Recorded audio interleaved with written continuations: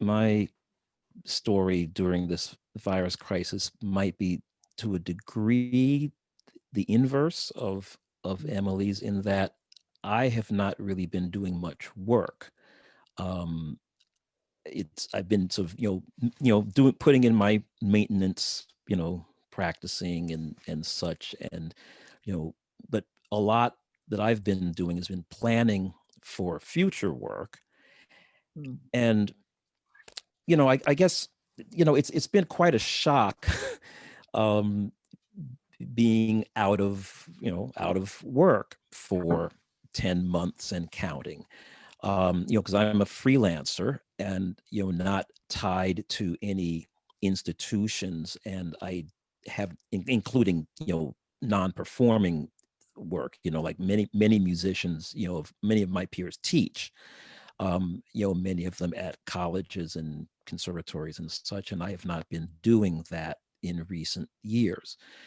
So so the biggest impact that the pandemic has had on me is been experiencing the shock of being out of work for the first time since 1974, and being out of work for 10 months and counting, and observing the fact that I'm in this situation with hundreds of thousands and around the world, millions of other people. So from a certain perspective, I just tell myself, well, what else is new, given this period that we're in.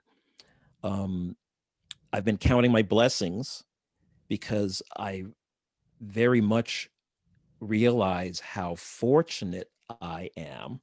um, and particularly since my wife and I know a few people who have died from this COVID-19 disease. But we're both healthy, and we have our expenses are low, and my wife can do some work online, substantial amount actually, and so we're definitely keeping our heads above water. um, Many people are not, and many people in the performing arts are not. So I guess there's a saying that we're all in the same storm, but we are not all in the same boat. Right. And I'm very aware of that, and so that realization is part of what spurred me to renew my interest and up my activity radically, to try to do some things that might improve prospects for my peers and others in the art world.